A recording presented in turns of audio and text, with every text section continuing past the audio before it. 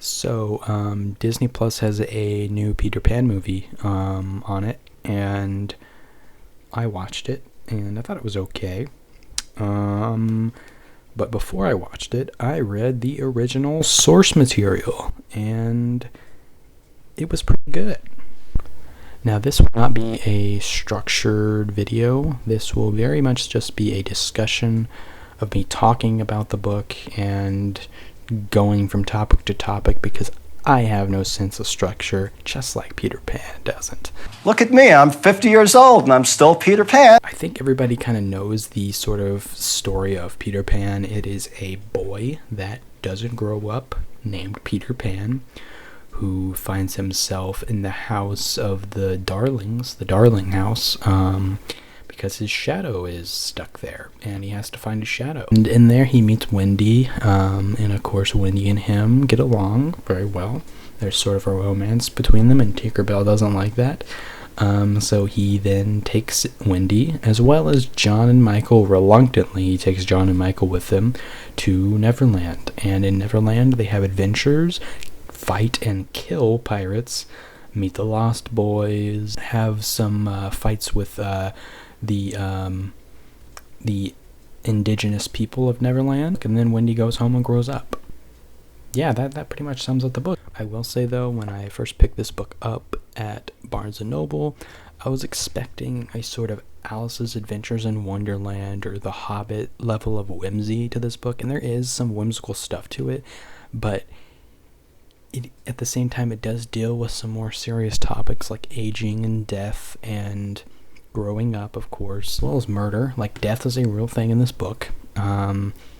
And as I read things like Alice's Adventures in Wonderland and The Hobbit, it's a little bit more lighthearted and fun, and I was expecting that Peter Pan would be a little bit more like lighthearted and fun, and it is fun. It's written in a very whimsical way, but the stuff that happens in the book isn't super whimsical. Like, I don't know, it's hard to describe, because it doesn't feel as whimsical and fun as Alice's Adventures in Wonderland did, which I will be doing a review on as well, because I really loved that book. I think I loved it more than Peter Pan, actually. So there are a lot of themes in this book that I think are really interesting, and you can take the book at surface level, which at first I was kind of reading it at surface level. I was like, this book isn't that good, but then I started kind of looking more into it as I was reading, and I was just like, okay, this is kind of very interesting. Like, one of the concepts in the book that I really enjoyed a lot was this duality between Hook and Peter Pan.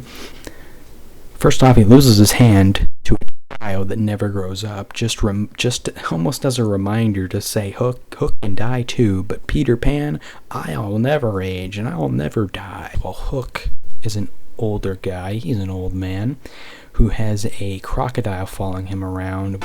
How many times do we have to teach you this lesson, old man? I love the young people. So he's afraid of the crocodile, because that's basically a ticking clock that is just ticking down until Hook's last days, like that is just a constant reminder that he's gonna die. So I think that's so sad.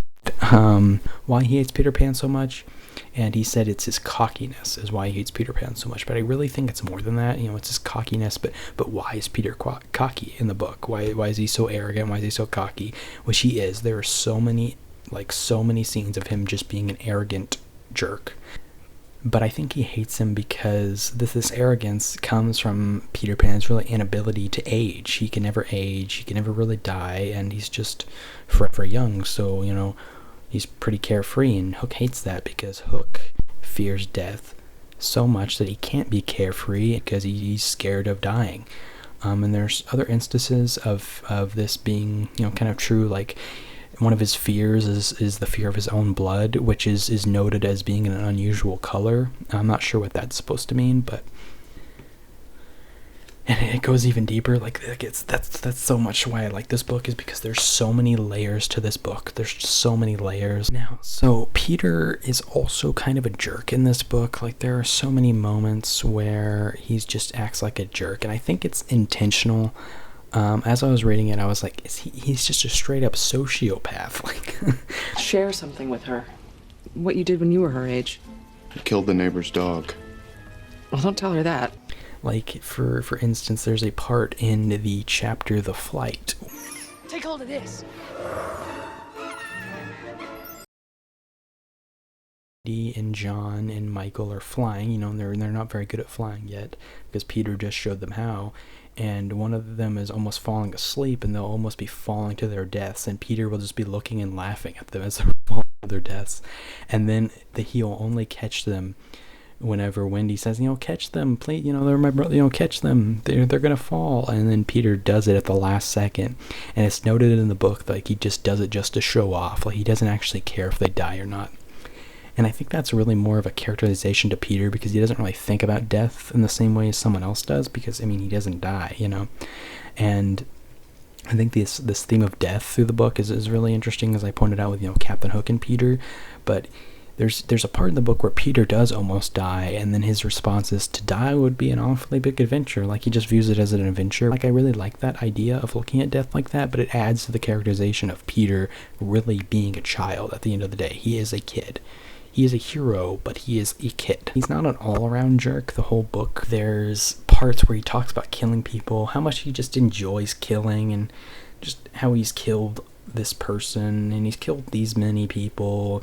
And like, there's a scene, I think, with John, where he's talking to John, and he says, oh, there's a pirate asleep down there, are you gonna kill him? He's like, I'm gonna wake him up first. He's like, have you killed many people? He's like, tons. Like, he just says tons, like, gleefully. Like, it's like he views it as like a child game. And he also forgets so much stuff. Who are you?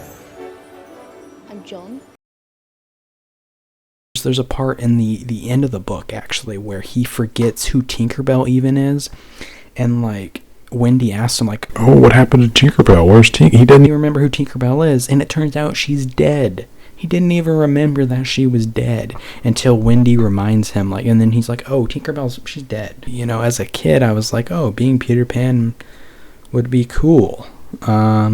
But actually reading this book, it almost feels like a warning, like, don't be Peter Pan. I think it is a very, very good book at the end of the day. And I think everybody should read it. It's definitely a must-read book.